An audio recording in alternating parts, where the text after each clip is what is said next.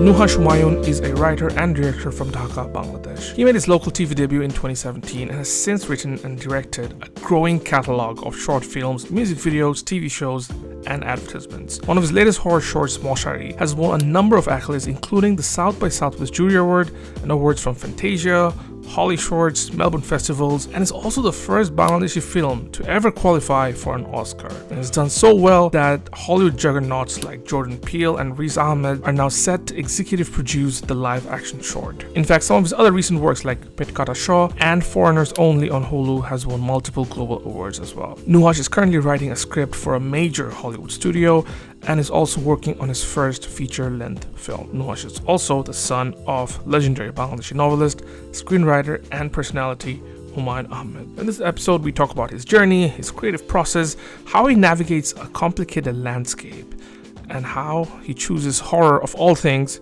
to make films about. This episode was recorded early in 2023, and the artwork and the animation was done by the talented Ahmed Fahim. And without further ado, here is Season 3, Episode 12 of State of the Creators, featuring Nuhash Humayun. Hope you enjoy the show. This is the State of the Creators, a show about creative individuals who are on a quest to build something out of nothing.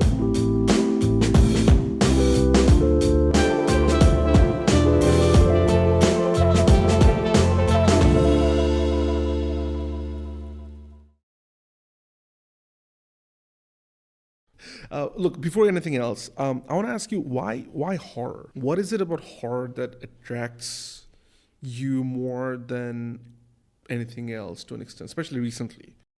I think like horror kind of almost found me a little bit. I think that we all have, dark thoughts. We all have like a darker side to our psyche. And I think that there is horror in our everyday lives that's like impossible to ignore. Like where I live in Bonani, there's this manhole right in front of my house, and it's never covered. And sometimes I'm just like listening to music, I'm walking, and I feel like, oh shit, I'm gonna fall there any day. I've actually like half fallen in that manhole many times, and it's a really humbling thing. It makes me feel like, okay, it doesn't matter how successful I am, how many awards I win, blah blah blah, I might just fall in that manhole any day and die. And it made me think about sort of how there's so much horror in our everyday lives, not just as Bangladesh, just as anywhere in the world, wherever you are right now.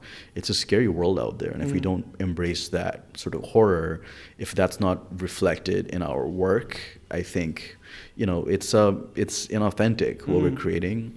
And I also just think that like horror is so, it's in our blood as Bengalis. Like we grew up on horror stories. Like it was always me, like with my cousins, under a Moshari, like listening to horror stories as a kid in the cold, and you're like shivering and you're like listening to different stories. And that I think is a big part of our childhood, is a big part of our culture. But for some reason we never saw it in our movies. So why not sort of take it cinematically? Why do you think that's the case? Why do you think horror is so intertwined with Bengali or Bangladeshi traditional folklore and cultural stories?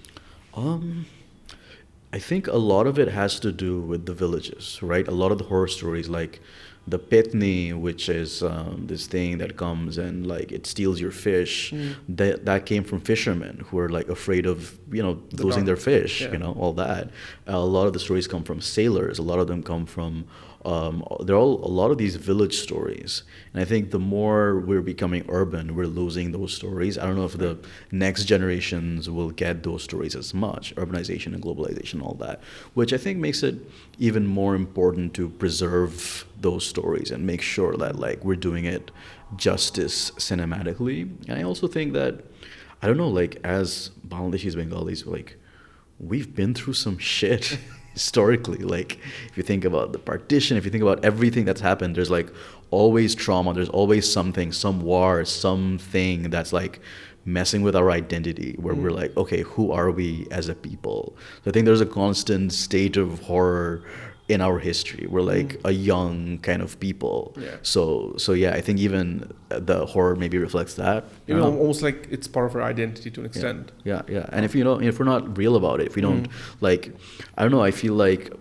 one of the things that I made last year was Pett Kata, this series that just explores local horror stories and reinvents them a little bit.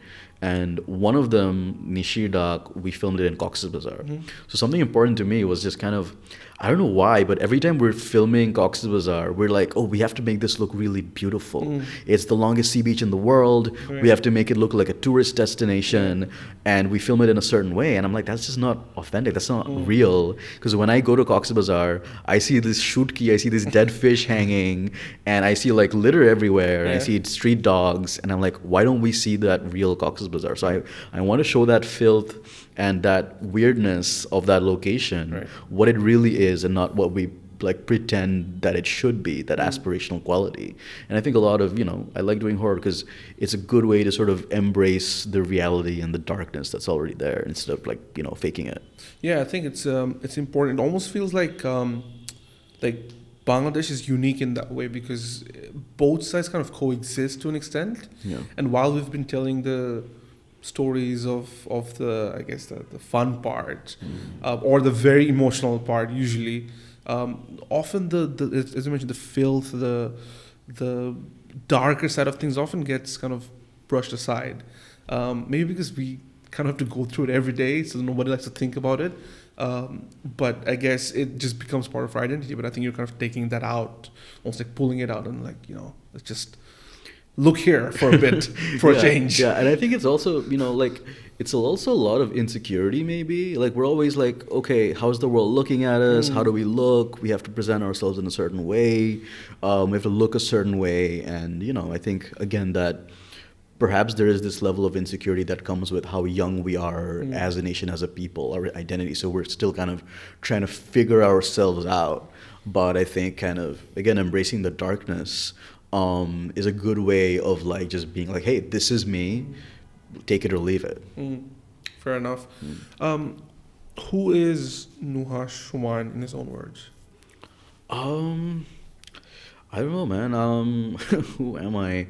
I like to think of myself as a storyteller, and I know that is insanely overused of a term now, and like sort of everyone's a storyteller, which is fine, which I love, but I think what really drives me is I really like making things up. I like coming up with stuff, and it's something that I've been doing since I was a kid. And I don't know, I feel like I was lonely in school. I didn't have a lot of friends, and I'm always an introvert. Like right now we're talking about the arts, so we were having a good conversation going.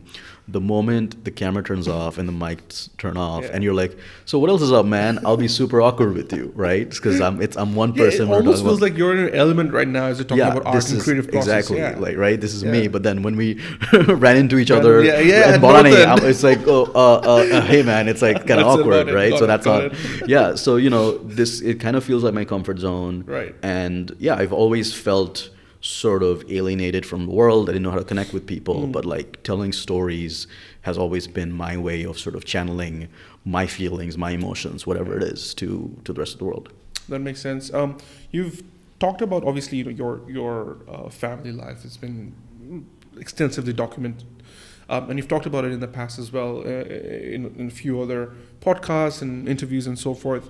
One thing I picked up while listening to one of your I guess interviews is that you mentioned that there was while other brown families and kids in brown families tend to fight their way to get into the arts or trying to do something creative, it was the other way around for you because you already come from such an illustrious kind of background, obviously with your father, the legend that he is, and just extensively as well. You had to kind of fight to be relevant from an arts point of view or creative points of view within your own family. It's like a different kind of pressure. How do you deal with that? Like almost like, I mean, did your family tell you that, you gotta be this arts person and you gotta be better than all of us? Or was it more like, you know what, do whatever you gotta do your thing? That's a good question. I think, every brown kid, every Asian kid has that pressure of like, oh, how do you live up to the family expectations? And I think it's a very, very heightened version of that a little bit. And, With me, it's like I could never just. What I like about coming from the family and the life that I have, and I'm extremely lucky and extremely privileged to be surrounded by art from a very young age. I think that's a beautiful thing to have. When I look at other artists, sometimes it's not like the physical resources that we lack. It's not like the camera or the equipment, but just growing up watching movies or listening to music or being around good art. I think that's something that shapes you from a very young age. So what I got was a lot of great art growing up, and what I also got was very public family life, a lot of pressure coming there, and I think every family has problems, every individual has problems, but when you're coming from that public sort of place, there is so much pressure on you. You feel like the world is watching you from a very young age and watching your family. So I kind of had the perfect mix of family trauma and artistic privilege, like the two ingredients you need to be an artist, because you want some messed up stuff to happen to you, but not too much that it fucks you up too much, right? So it's like that kind of right balance, which I think is funny. But also what it does is it tells you what not to look at, because like I saw how fame is not the thing you chase, right? Like that's a byproduct, right? You're trying to do good work, and if you're doing good work, then a certain level of attention will come to you. So for me, it was never about, okay, how do I become famous or relevant? And that was never interesting to me, because I saw the darker side of it. I saw, like when something bad happens in my family, whether someone's getting divorced or whether I'm losing a parent, I can't have a lone moment there with my family without cameras being there. That's something I saw when I was a real kid. Like I have this messed up memory. I was 19. I lost my father, and I was crying in front of his grave, and there was a guy hanging from a tree trying to take a picture of his dead body.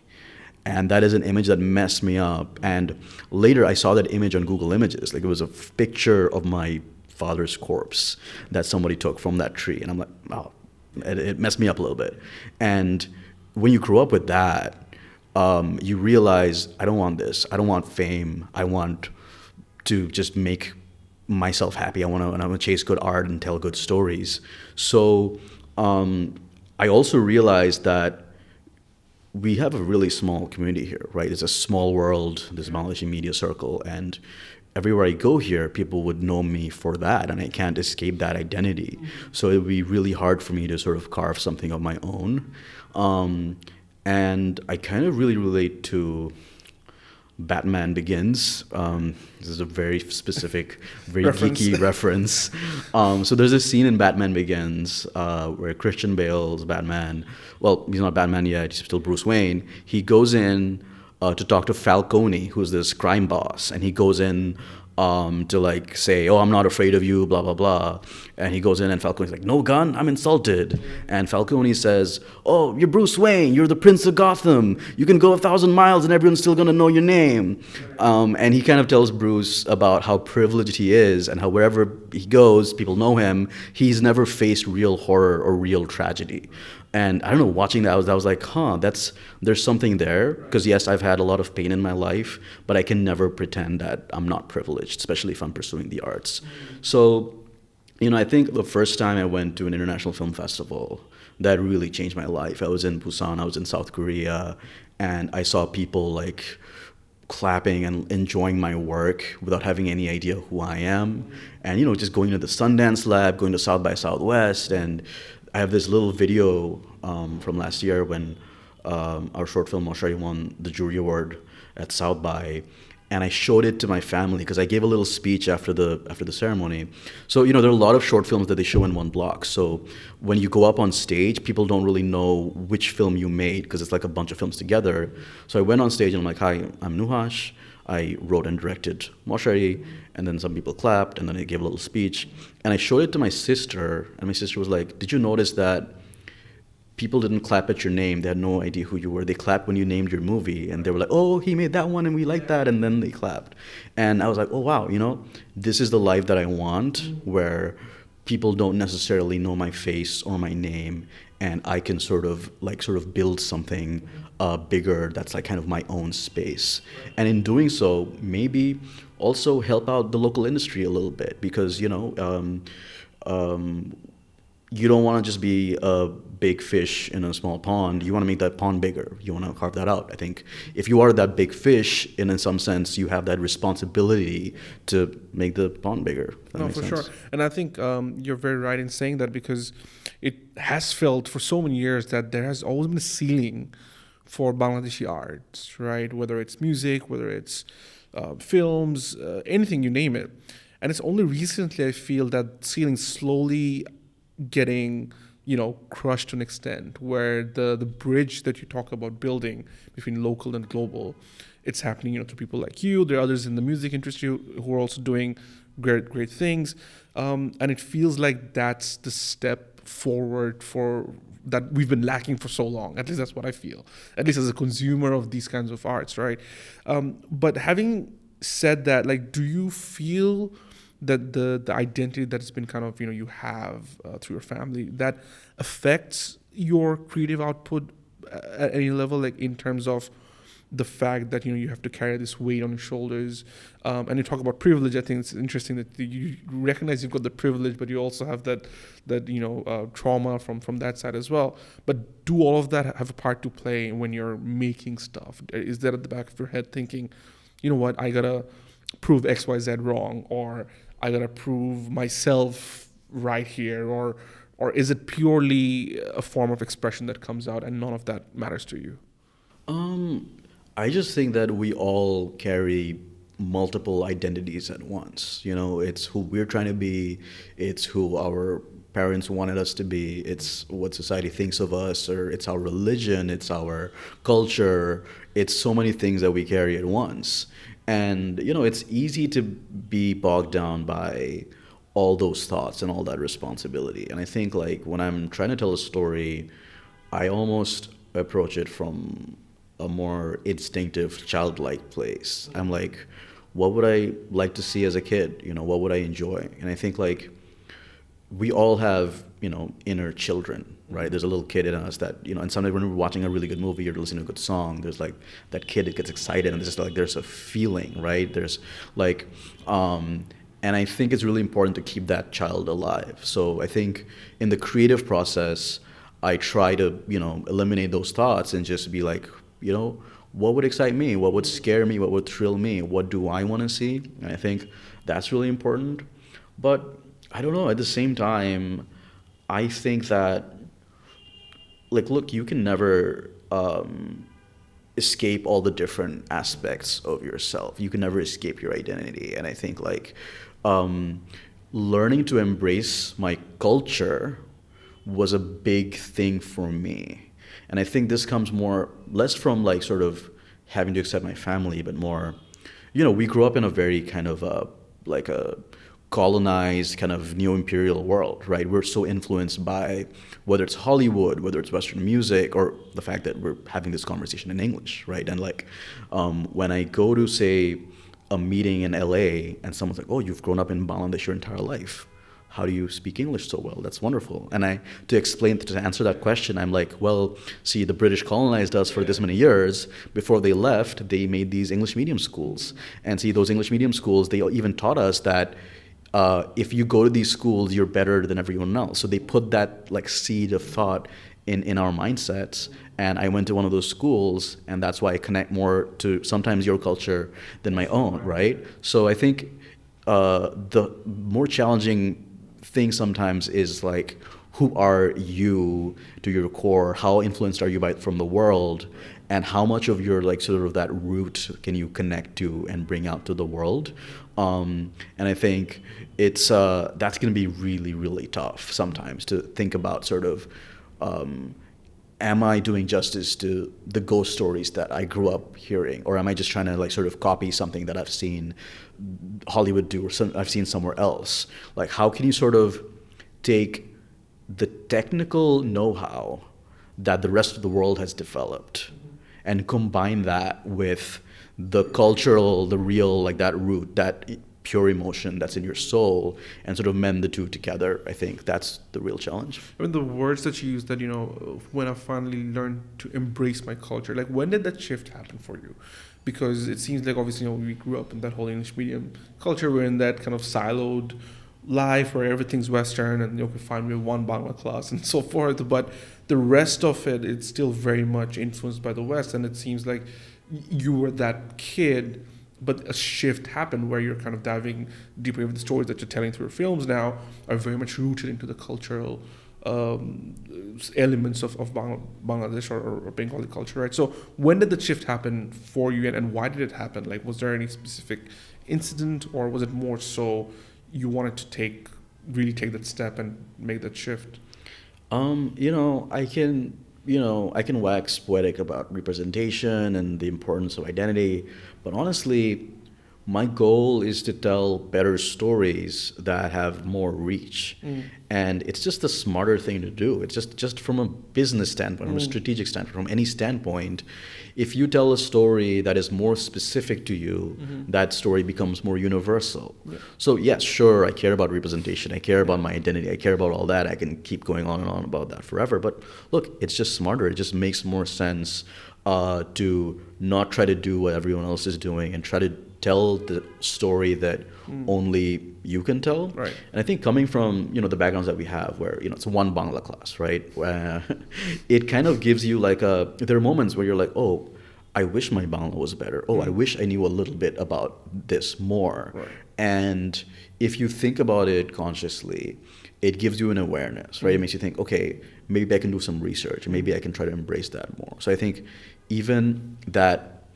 I think this is something we're all, as a generation, all of us are going through, where we're confused about our identity. No matter if you're living here, anywhere else, everyone's kind of lost. But I think it's good to be lost because it gives you a moment to think, to reorient yourself. And I think it's almost important to be lost first, so you can go, wait a second, where am I? Who am I? No, for sure. One thing I remember is you, before getting into the world of filmmaking, you used to make comic strips for Daily Star. Was it Hash? Yeah, it's Hash. Yeah. So that tells me that you were into multiple creative things, right? And you had foray into different elements, and but obviously have stuck to filmmaking beyond everything else. Why filmmaking specifically? That's such an interesting question. Yeah, I did start with comic strips. I used to, write a lot, just like pure fiction writing, and then comics, and then kind of evolved into film. I really like what you said, that it's not just film, but we're kind of elevating the different arts in different ways. It's music. It's all these other areas as well. Great people doing great work today, and I'm really proud of them.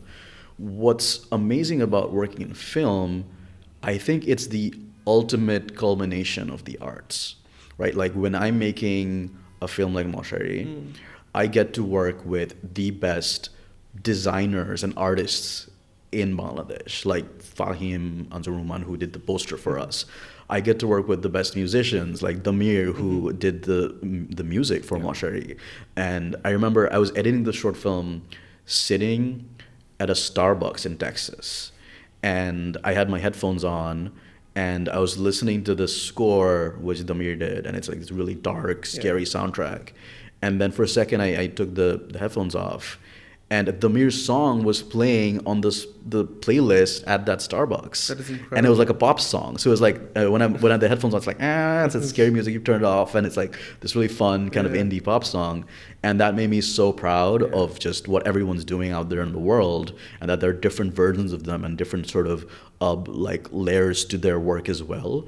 And I think I really enjoy the collaborative medium of film. I really enjoy that I get to trust other people to do their best work and then put it all together in something where hopefully, it's more than the sum of its parts. Got it. So yeah, I love that sense of I don't just want to elevate myself. I want to have other people on that journey. The collaborative aspect as well. It's just less lonely that way. Yeah, that's a great way to put it. Yeah. With filmmaking, do you think the medium defines the work? So, for example, these days, obviously, you've got the internet and YouTube and so forth. you're going through, even though I guess, Dhaka and a few others were on YouTube early on, you're kind of approaching more of the traditional route, right? Despite having internet work where you can even just go independently and just release something, get more reach, easier access, yada yada. How do you then take the decision? Like, why is it that you're kind of going that traditional route specifically and not opting for, say, YouTube or Vimeo only, or maybe even a paywalled website, which is so easy to make on Squarespace, not plugged, but just you know what I'm saying. So yeah, like, why the decision to kind of go the traditional route? Yeah, that's so interesting that you asked that, because so many people, especially early on in my career, have said, why don't you just make more content on YouTube? Why don't you have your own channel where you make, say, behind the scenes videos, or you just talk about your work more and just like sort of increase your reach in that way? And I think that is a very specific route that some people are great at, including yourself, including so many other creators there. But I was just like, I don't know if I can figure this out. I kind of like the idea of the traditional route of making a film that goes to festivals, that goes to places that maybe there is a paywall, maybe it's not just on YouTube. Because there's something about, like, I think, and this doesn't apply to podcasts, but it's like, I feel like a lot of content now, people are trying to be as relevant as they can. Everything is a meme. Everything needs to be every conversation needs to be boiled down to one image and one funny line, and then everyone needs to jump on that. And a lot of content creators are like, I need to make a thing about this in 24 hours so that it can be relevant, and then that thing disappears and it stops being relevant, right? So it's this like kind of race for relevance.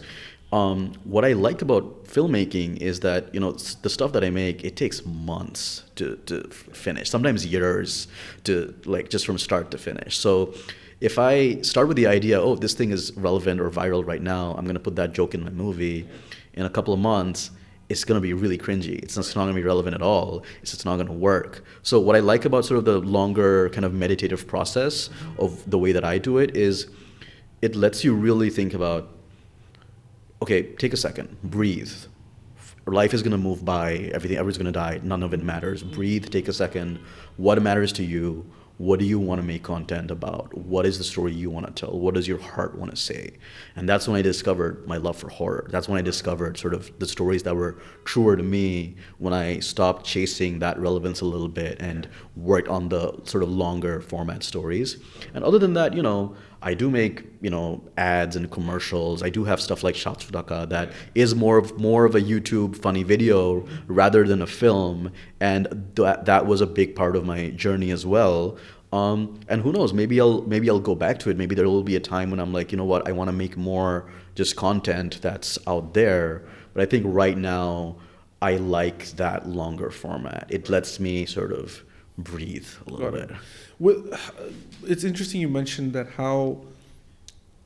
but you kind of defined that Chaturtak is more of a funny internet video versus a film. So how do you define filmmaking? Like, wouldn't you call Chaturtak a film as well? If not, why not? I guess, how do you define filmmaking itself? Yeah, that's a trick question, because look, it's so easy to come off as a gatekeeper who's like, this is film and this is not film, and this is art and this is not art. And I think there are things that I look at and I'm like, I don't think that's film necessarily. I don't think that's my thing. I don't think that's art.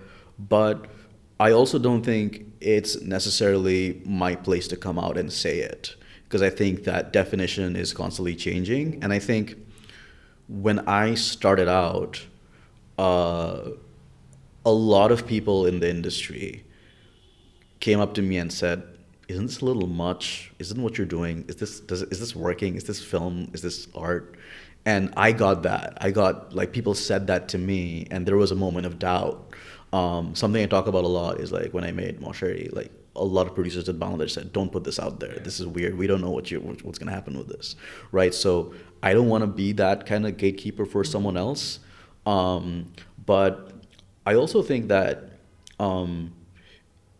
if you like doing it, just like do it. If it's your thing, you do it, and no one can really stop you. And if someone's trying to tell you that, what you're doing isn't film or it's not art, if you really care about it, you'll only do it more. It'll only give you more of a drive. So that's what happened to me. Right. In fact, that's what I really liked about, Shachak as a comedy, and, some of the stuff that I'm making now, it's horror. What I love about both horror and comedy is a lot of people don't consider it as high art. Right. Like a lot of people, comedy, horror, doesn't win all the awards, kind of like something, so people look down on it. And I really enjoy that. I hope it stays that way in a weird way, because when the world tells you this isn't serious, this isn't art, then you don't have to think too hard about it, right? Because when you're making like a very serious drama, you're thinking, this is cinema. Oh my God, I need to think about sort of the gods of cinema and the great cinema, the classics that have come before me. Am I doing it justice or not? But when people are like, oh, nobody cares, what you're doing is bullshit. I think it like kind of empowers you, it like frees you. You're like, no one's gonna watch this. I can just do whatever I want. I can so yeah, I think there is a weird empowering feeling in that as well. That's cool. You also mentioned that how you've kind of tried to stay away from that race for relevancy, right? It's true because, like Scorsese isn't thinking there, what his next Instagram story is going to be. He's thinking about his next film. But I guess for someone who's in this generation coming up, that still has some level of importance to be, I guess, having some sort of social following, using that platform to get to places and stuff like that. Does that ever, bother you to an extent? Like, I have to make like an ad for Instagram, or I gotta do this for X contract or something like that, whilst working on like a script that really requires your heart and soul, right? Because I feel like you're more of the traditional creative who has seasons online, like from what I've observed. Like you've some weeks where you're online, you're sharing stories, you're doing that, you're doing this, and you're not there for like a few months, and then you'll come up with a banger, and it's like, it's winning 15 awards or some shit, right? So with the influence or with the importance of social media gaining more and more traction for creators and traditional creatives, how much of that, I guess, impacts your work? Does it ever bother you, or you want to just kind of leave it all aside, or are you happy to play both? Yeah, I think social media is a tool, and it's really important how you use it. And I can never downplay the importance of social media for my work or for our generation. Like, whenever, I don't know, I have an award, an announcement, anything, I just put it out on a status on my Facebook or on my Instagram, and the media is going to pick it up from there and come straight from the source, and I have a direct connection to my audience, and that's really, really important for me. And at the same time, a lot of in 2022, I was traveling around a lot. I was in LA, I was in like South by Southwest, in Austin, Texas, and I had to come back to Bangladesh and then go back, festivals, a lot of that. And I didn't have time to make traditional advertisements, which is kind of how, my source of income. So it was the way that I could actually fund a lot of that year, where it was a lot of focusing on my career as a fiction filmmaker and not as like an advertising professional. It was through like influencer stuff. It was like a contract I had with a phone brand, right, and I was making content for that on the side, and that actually helped me like fund a lot of that year. So I can never deny the importance. I am an influencer and a filmmaker at the same time. Are they the same thing? Are they different? No, but I have to accept the importance of both roles. I'll never say, I will never look down on influencer culture, but I think the scary part happens when you become the product, and that is something that I want to avoid. Because when people a lot of times are less interested in the art and are more interested in the artist, right? They want to see your personal drama. They want to see like what's happening with you, and what kind of controversies you're in, or what great things are happening in your life. And sure, if you want to share that with the world, if that's kind of how you connect as an artist, great. But when you become the content, that can be a whole other thing, where you're having to constantly manufacture stories, create controversies, do this and do that. And that's not a life that I want, where I become the product. Almost unintentionally, you were born into that life to an extent. Yeah. Like you were the reason for headlines and things of that sort, because you had that life or that identity, and it's almost like you're kind of trying to grow out of it instead, right? Like you're fighting to be out of that life and trying to be, because eventually, like when you went to Busan and you presented your thing, it wasn't because of your name or who you were, it was because of your work, and that's the life you want. So it almost feels like you want to take whatever you can from here, the stories here, and present it to a world where you don't have to be Nuhash Humayun specifically through your face or through your name. It's just through your work. Yeah, absolutely. I think that's correct, and but also it's also impossible to deny that as well. Yeah. Like, you know, when I am promoting something, when I have something coming out, Yeah. I do have to go and do interviews. I do have to kind of go and do talk shows and kind of use my image so that the work that I'm doing gets more views. The other artists I work with get more recognition. Yeah. So yeah, you know, it's kind of like you do have to kind of pick and choose from this buffet that is that life and that is that world, and you have to be like, okay, this is what I want on my plate, but this is what I kind of have to like leave behind a little bit or try to stay away from. And I don't know, there's no one's really figured it out, and it's constant chaos, and you know, we're all human and we're always going to mess it up.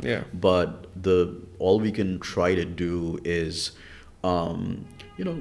great power comes great responsibility. Be responsible with what we have, because I have a great platform here, and all I want to do is sort of take it around the world and see how much I can elevate what we're doing.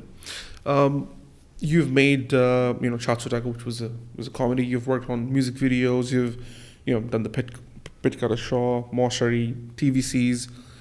It almost seems like each of these things require a different mindset, right? You know, from comedy to horror to an advert to even like sponsored TV shows, right? You've done stuff like those cooking show, I think you did. Yeah, so it seems like you have to have like this mindset which has to be different for each of these things. For something as intense that is horror, how do you kind of balance that, especially for an artist? You know, like you're doing all these things almost simultaneously. You've also got Moving Bangladesh that's coming up, right? And that's a totally different ball game. How do you compartmentalize your creative mind for these things, and how do you work with them simultaneously? Yeah, so I think, as a kid, I was always that kid who had too many thoughts going on at the same time. And a lot of times when you're young, you're told that that's bad. You're supposed to be doing one thing. You're supposed to be working in one direction, working on one project. And a lot of times I was made to feel bad that, I have too many ideas in my head. I have too many thoughts, and I'm kind of like scrambled. But that sort of neurodivergence can be a great thing for a creative. And I love sort of, okay, today I'm trying to crack this one story. I get writer's block. I'm stuck. What do I do? The next day, I make a little progress with something else that maybe is a little passion project, very, very early in development. And then the next day, I'll come back to the first thing. And funnily enough, some of my most successful, quote unquote, that have sort of helped me reach greater international heights, some of my more successful projects were these little side projects, were these little things that were distractions from the main thing that I was doing. But whoa, that blew up. And then so the narrative changed. And then I talk about it in interviews. That was my life's work. But no, it was this little stupid thing I was doing on the side, but it ended up working out. And I think it's important to, not put all your eggs in one basket. It's important to have different projects at different levels of sort of, what do you call it? Like, exactly. Oh, that makes sense. As a filmmaker, when you're approaching the craft of writing like a full-fledged story from the seed of an idea, how's that process like for you? Do you kind of sit on it? Do you take time to think about it, or do you just kind of wait for it to come? Because I guess with you, do you usually have to would you have deadlines that you have to target? Like, I have to submit this by X amount of date, I have to submit that next. Like, then that puts pressure on you creatively, doesn't it?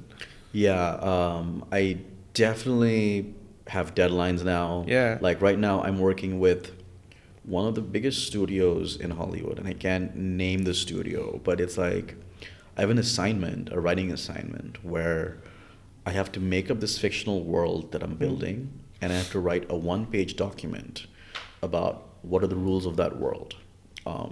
It's a sci-fi, it's fantasy, it's horror, bit of all of it, none of it, whichever it is. Yeah. It's like, what are the rules? How are you safe? How are you unsafe? How does it work? And I have a deadline for it. I have a format for it. But it's also just so much fun. Yeah. It's such a fun thing to be getting paid to do. So it's hard to be creative on a deadline, but I also think it helps, especially when you're like scrambled like I am. It helps when you're like, okay, I need to get paid. I need to finish this. I have this amount of time. How do I pull it off? And I think like, to answer your bigger question, which is like, how does it start, like the seed of an idea, and how does that evolve into something? I have this really weird process where I will just, like writing something down is the last step for me. I will just, let's say I'm brainstorming something. I'll tell you the idea in one line. I'll run into you and I'm like, hey man, so I want to do a thing. It's based on old horror stories we heard from when we were kids. It's like Thakurmar Chuli meets Black Mirror. What do you think? Right. If you're interested, if your eyes light up a little, you're like, tell me more. I know that something about that one line or something about that core seed of the idea works when I keep, I'm going to parties, I'm going to places, and I kind of talk about it, and I see it's working. Right. And then if someone says, tell me more, I kind of go more in detail. And even as I'm telling the story, I'm kind of making it up as I go along. I'm expanding it. Yeah. And the more that I keep doing it, I'm developing it without ever writing a single word down. And what happens is when it's just you and a piece of paper, sometimes you overthink it. Sometimes you get lost in your own thoughts. But when I'm talking to you, I can tell which things I'm saying are connecting and what isn't. I can tell when I make that Batman Begins reference, your eyes light up a little bit. Yeah. When I'm getting too philosophical about my work, you're kind of like, you're like zoning out a little bit. I'm like, okay, wait, I gotta make this more grounded. Got it. So you get this instant feedback when you're just sitting in front of someone and trying to tell them something, trying to pitch them something. So I think that kind of brings things down to this more, that's what we were doing as cavemen. We were just trying to tell each other stories. And it brings down whether it's music, arts, anything, it brings it down to the most basic human process, which is just sharing something with someone else. And I think even that instant response about which parts are getting you to lean forward and which parts you lean back for. Tell me about which parts of the story to expand and which parts maybe I need to rework.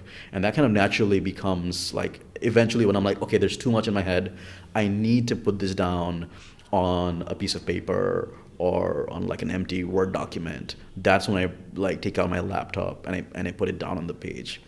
And I think this process is really helpful if you have like anxiety when you look at a blank sheet of paper, because I know so many writers who will look at a blank sheet of paper and they'll be like, I don't know what to do. Oh shit, like what do I write? What do I say? Where do I start? So I think this is a good way to sort of get the creative juices flowing and not have to worry about that. Yeah, like one of my questions was like, what do you do in a creative rut or creative blowout? I guess if you've kind of answered that question to an extent. But on the note of you telling kind of like your elevator pitch to others and seeing if their eyes light up and stuff, that instant feedback, with something as long-winded as a film or the traditional idea of films, how do you then measure feedback for that? Because you can't really sit down and look at someone's expression for like, a full length kind of thing, or even for 15-20 minutes of short films, right? How do you kind of navigate how people interact with your work, especially with films? Because music, songs, if people are singing back on a concert, okay, they're vibing with it, right? If someone's bopping their head when you're playing them a 3-minute clip like song, okay, that's fine.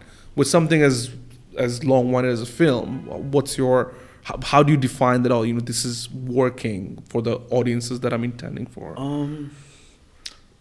First of all, you have to ask yourself, is it the right audience, right? Like, let's say I have an elevator pitch for something horror, and I'm talking to someone who just doesn't like horror, doesn't even like movies, and then that's that wrong person, right? So it's also really important who you're trusting into that process. So I would say that's really important. Secondly, even with film, if you're at a sleepover at a party or something and someone puts a movie on, you can always tell if it's working for the room or not. Like sometimes something's playing and it's just playing and people are doing their thing. And sometimes people are just like, whoa, they get kind of hooked in. So you can kind of feel that. And if you're watching your own movie just alone, you don't feel it. But there are other people there. You can kind of feel the energy of the room. You can feel like the body language, something about it in the air is there where you're trying to see the response. And I think look, if you're the kind of artist who does not care about what people think of your work, then that's fine, right? Like if you're like, oh, I want to make something that is intentionally esoteric and confusing, and that's the purpose, that's great. And that's so hard to pull off, right? If that's your thing, that's amazing. For me, again, I make art because I'm lonely and I want to connect to people. So for me, it's really important to watch something over and over again, edit something over and over again, and see, am I getting the right reaction at the right time? Is it working? Like sometimes I want the audience to be confused, but are they getting confused at the right time? And then are they getting over that confusion by that other right moment? So measuring that and seeing if that works. It's, writing is rewriting, editing is re-editing. It's a constant process. And I think we're all imperfect creators. We're not good creators, but we're all good critics. Like we're all sort of better at critiquing other people's work than ourselves. So if you make a shitty version of something and then you go back and you let your inner critic work and you make it better and better and better and better, that's how, good stuff happens. Makes sense. How do you define success for yourself as a filmmaker? I don't know. Sometimes it's like, honestly, it's that one person coming up to you and saying, I don't like anything that you're doing recently, but there's this one thing you made like 5 years ago that I really liked and I really connected to it. And sometimes it's about having like a personal connection, like something you make that stays with someone. I think that is really important to me whenever I make something and someone remembers it later and it stays with them on an emotional level, or they watch it a second time. I think that's a beautiful, beautiful thing to experience. Obviously the Oscar run for Moshari has recently, it did how far it could. If it did win the Oscar, what would have meant for you? So that was so wild when Variety predicted that we'd be on sort of a nominee and sort of so many different platforms where we're talking about the film. And when we weren't on the list, I was like on Twitter and people were like, oh, Moshari got snubbed. And that was really beautiful and strange to witness, to see just like random people all over the world, random people of South Asian descent just connecting to our story and like feeling like, oh, it's their Oscar run. It's not mine. It's their they're on this like race with me. And that was a really, really wonderful feeling. So I think the concept of awards in itself is a little like kind of neo-imperial, right? Like we care about the Oscars because, it's a bunch of white old people. It's this American thing and it's this institution, right? And we respect anything that's in the West. So the Oscars, it means a lot. And in the perfect world, we wouldn't need awards. We would just like everyone would be making art and that would be enough. You wouldn't need Rotten Tomatoes. You wouldn't need Oscars. And it would just matter if you're making that one person happy or if you're satisfying that one customer with whatever you're creating. But in the world we live in, it kind of matters, and it kind of like matters to us that what all that like stuff means. So a lot of it sort of also helps you kind of think about what am I doing this for? Am I doing this for people? Am I doing this for awards? Am I doing this for prestige? And then when you have people reach out to you and be like, oh man, I wanted that to do this, I wanted this you to win, and I'm so happy that you're doing this and that, and you're like, okay, I like that feeling, I like that energy. And I hope to keep creating sort of things that maybe connect to people on that level.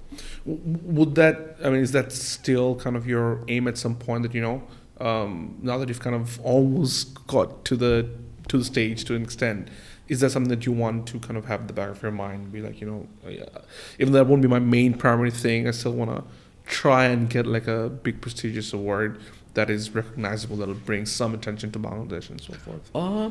I don't know. I think if you look at it historically, Moshari is like the first Bangladeshi film to be Oscar qualifying, because we won 3 different film festivals that were Oscar qualifying festivals. So before that, the record was 0. So we went from 0 to 3.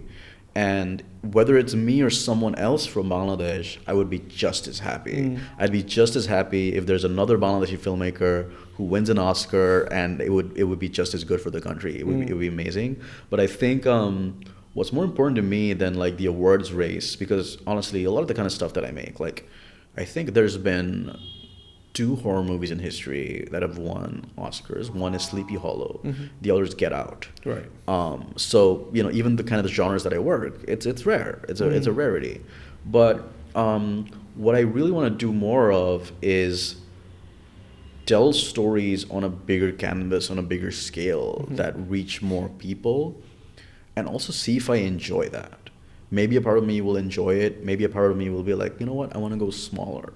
So I would say that I'm still kind of at an infancy at my career. I might be saying something here that completely contradicts what I go and do, right? I might be, I don't know, make some like a Transformers or some like kind of superhero movie, like full on this like Hollywood sellout that has nothing to do with my identity, nothing to do with culture, nothing to do with Bangladesh. And then you're just bagging in like 10 Oscars. Yeah, and then you go back and watch this interview and he's like, oh, he's talking about Bangladeshi culture, and then he's making like Transformers Part 2. Yeah. So yeah, I don't know. Who knows, man? Fair enough.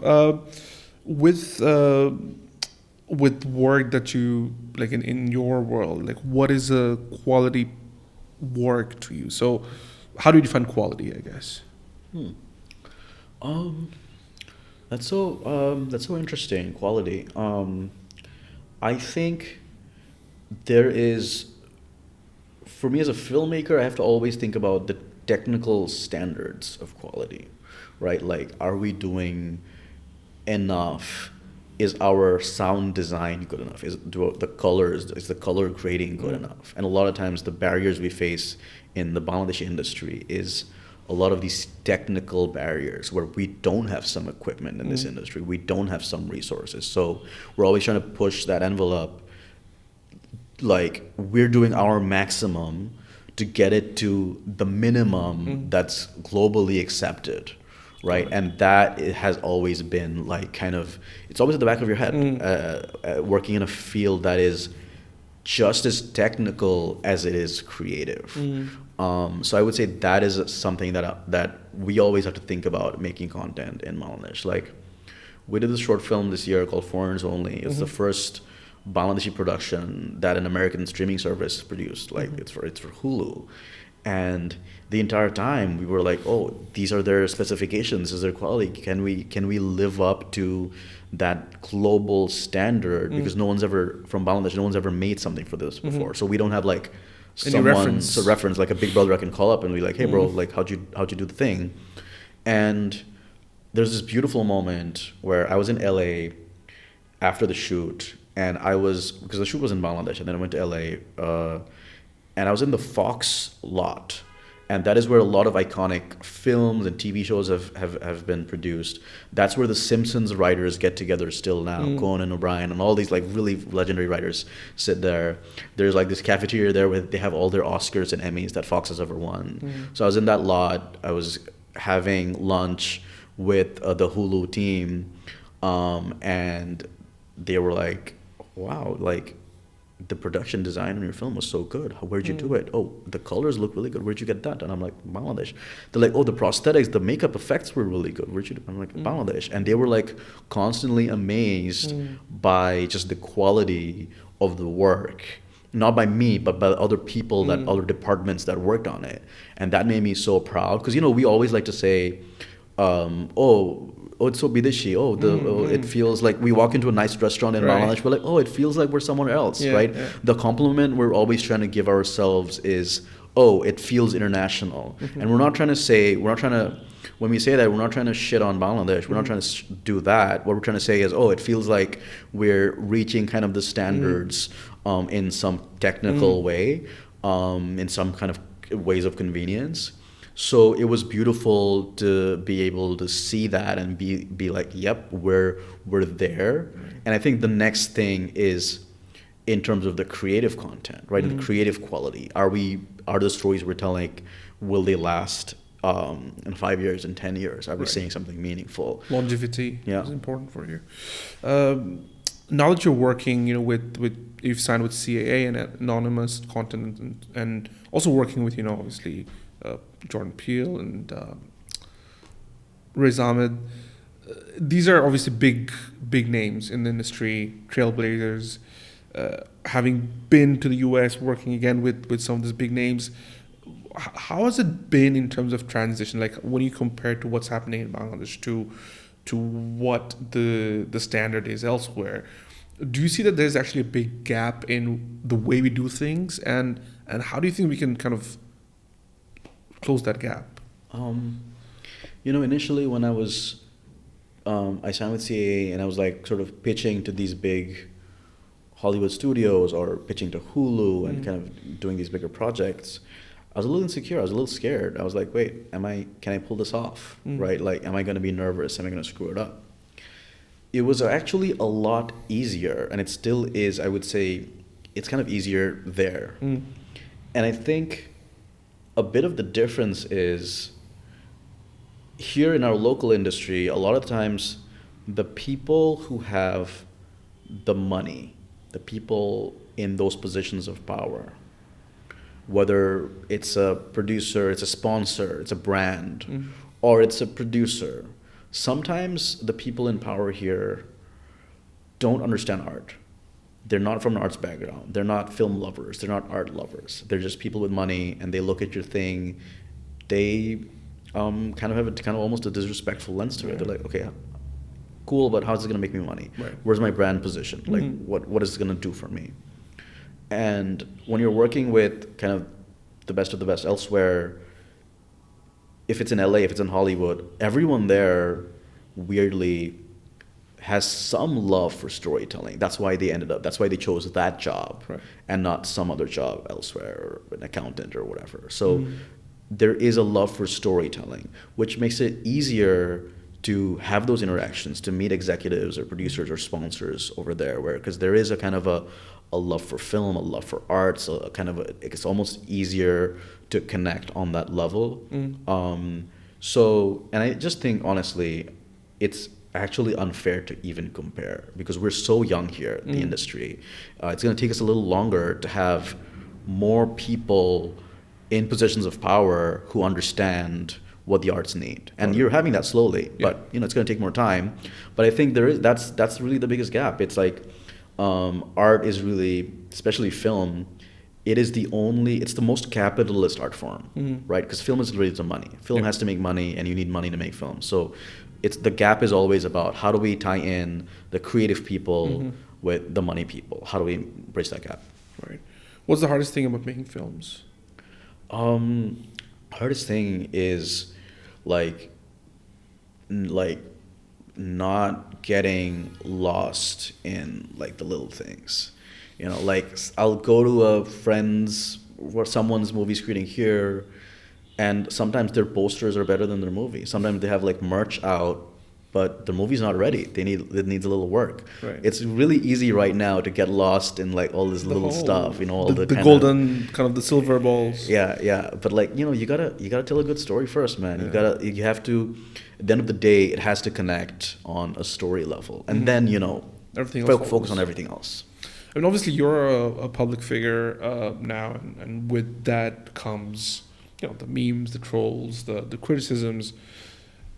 First of all, you've had to deal with it fairly from a younger age anyway, but with now things that are kind of impacting, almost taking aim at the work that you do as well, how does that impact your work in itself, like, or if it does at all? If it doesn't, how do you kind of shield your creative process away from it? I don't think it impacts my work. I think it's I think, you know, on a bad day of the internet, you can go online, you can look up mean things people are saying about you, and it's really easy to see 100 good things, and then you see the 10 bad things, and then you focus on that. Yeah. But then when you go out into the real world, you realize the internet is not the real world. Mm-hmm. You realize that there is love, that there is community, and it's really easy to get lost in like that online, that space, which can be kind of a whatever. It's like its own little bubble in itself. It's not always the real world. There are much bigger things out there. It is difficult to shield yourself from that, and I especially struggled with that when I was younger. I think really the biggest thing, the hardest thing was, I think I was 19. Yeah, I was 19 when I lost my dad, and that there was this image of me on the cover of every newspaper. It's like me crying and like this body, and a lot of people found that cute, and people would write to me saying, "Oh my God, you were so." Like, oh, we like how you look, and we have a crush on you because we saw that, and it's like this weird kind of thing of relating trauma and kind of making this whole thing about it. But what's weird is like, I don't look like that anymore. I was like this skinny, scrawny 19-year-old kid, and today I'm 31 years old, and I remember I got really depressed in my early 20s, and I gained a bit of weight. And I remember that was like a whole thing where you'd go online and you'd see people, every picture, someone's like, oh, I like how you used to look, and I like this and I like that. And you realize again, you are becoming the content, you are becoming the product. And that's not a nice feeling. It's one thing when you go to like some gathering, and there's one like annoying like uncle who's like, oh, hey, like that's fine. But then when it's like hundreds of people, that can really like get to your head, right? Yeah. So some of that stuff, like I would say was much more difficult when I was younger. Right. But I think, again, all I want to do is put the focus on the creative and put the focus on the work. Right. And anytime I see, okay, it's going somewhere else, you kind of have to recalibrate. You kind of have to go like, okay, how do I step out of that side of the spotlight and put it back to the work we're trying to do? The creative energy. With your mental health side of things as well, you mentioned that you've started going to therapy and things of that sort.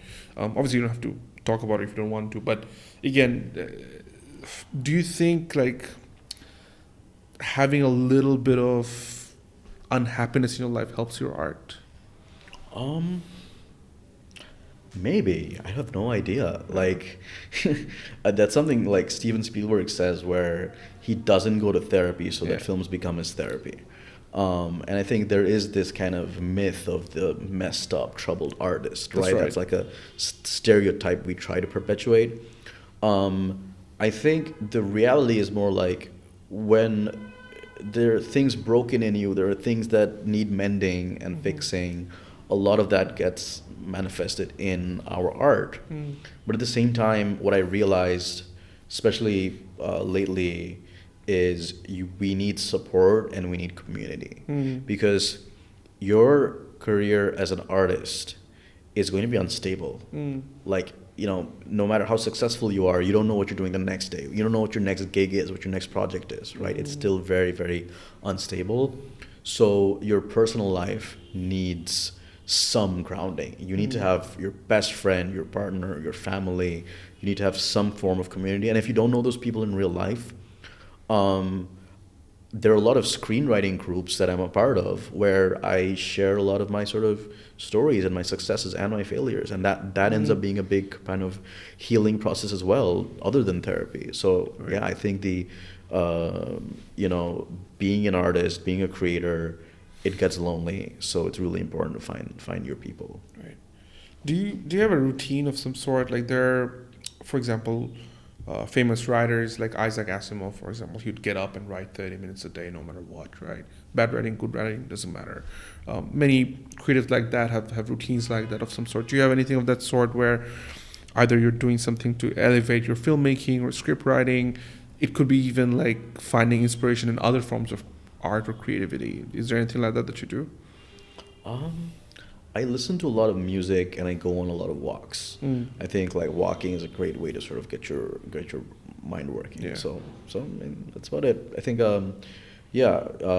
just staying active and just living a life I think is important. Mm-hmm. Like you have to, if you're gonna be creative, if you're gonna make cinema, your life has to be cinematic to some level. You have to romanticize little things. Yeah. Anyone you look up to as a filmmaker right now?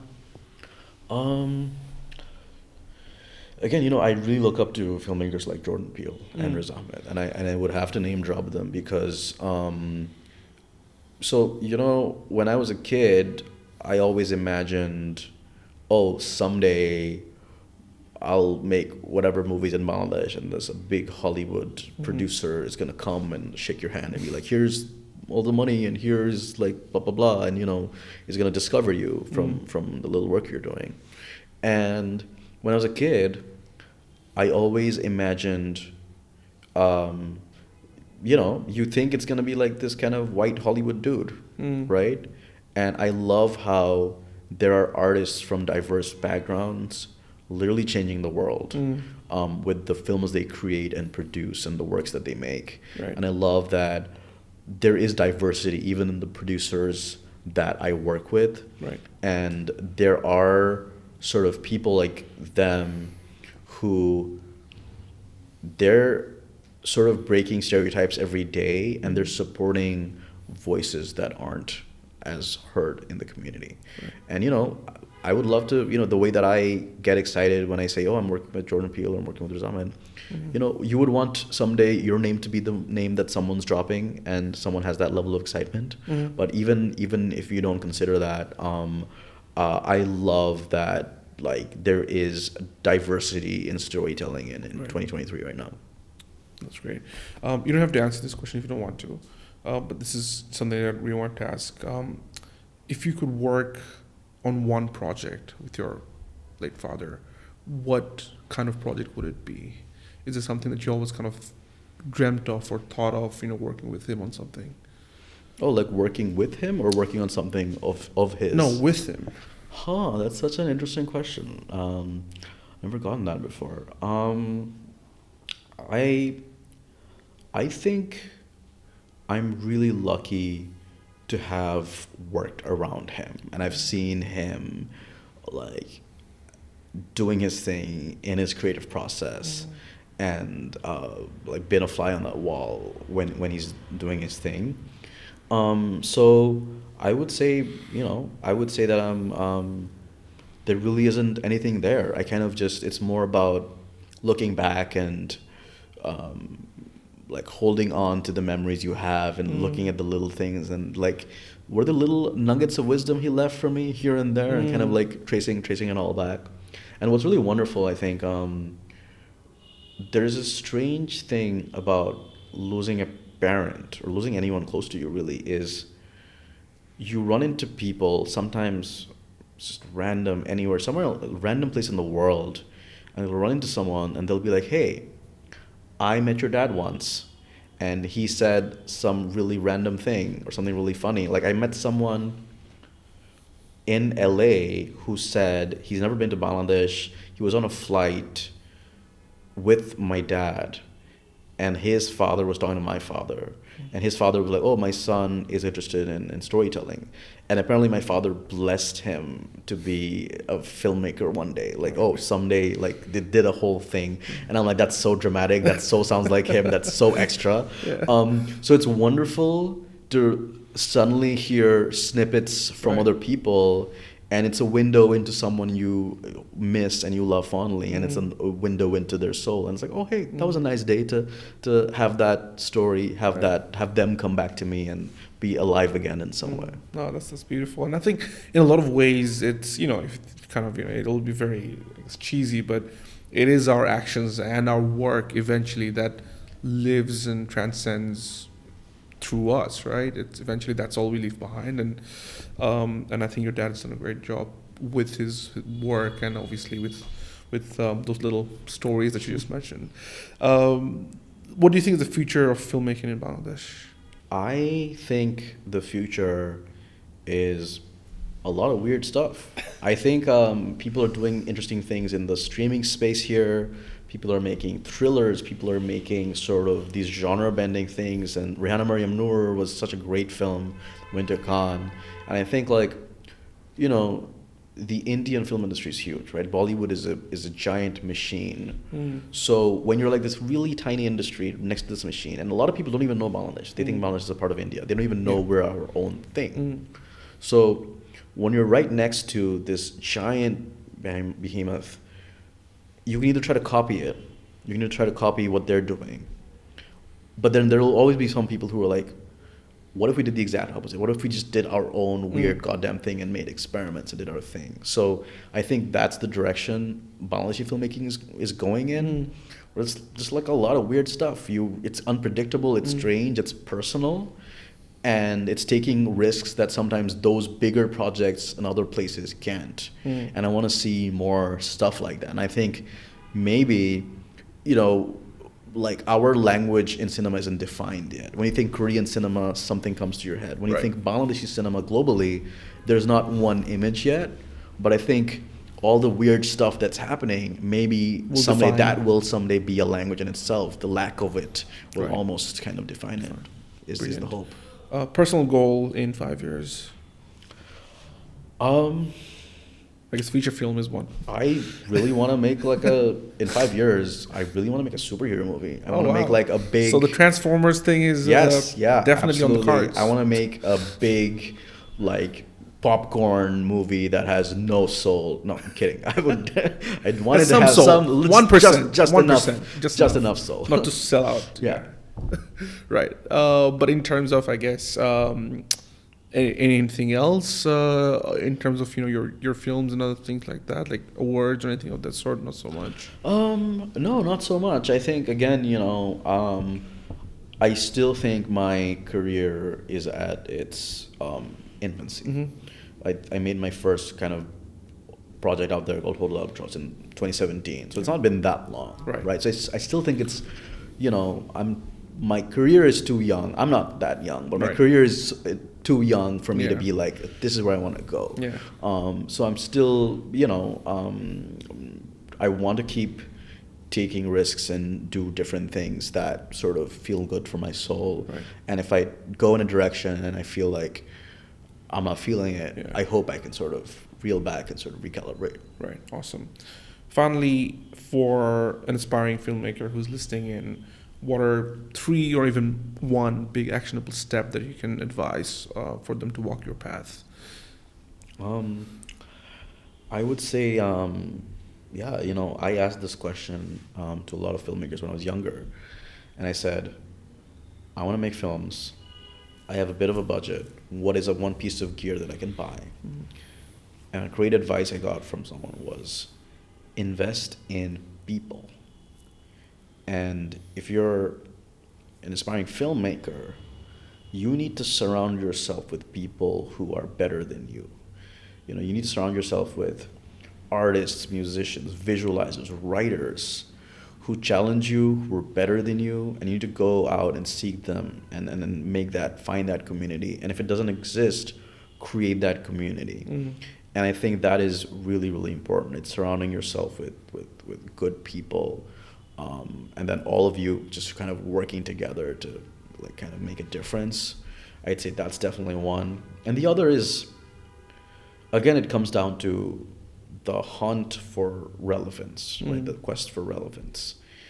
And I would say stop looking at the world and saying, this is what's trending. I need to try this. Or this effect, this filter, this look is trending. This transition in video editing is trending. Whatever it is. Instead of saying, this is trending, let me do that, do it the other way around. Do what isn't being done. What is something that I can add to the pool that isn't there. And sure, it's impossible to come up with an original idea. There's no such thing as an original thought. Every thought has been thought before. Agreed. But what is a combination? What is an abomination, like a perversion that only I can do? Right. And I think that's a good way to approach what you're going to create. Because look, life is short. You know, why make something that already is going to exist? Nuhash, Hash, thank you so much for your time. This was great. I think we could have gone for much longer, but we have to end it here, unfortunately. It was great talking to you, man. This was wonderful. Thank you so much for the insightful questions. No, likewise.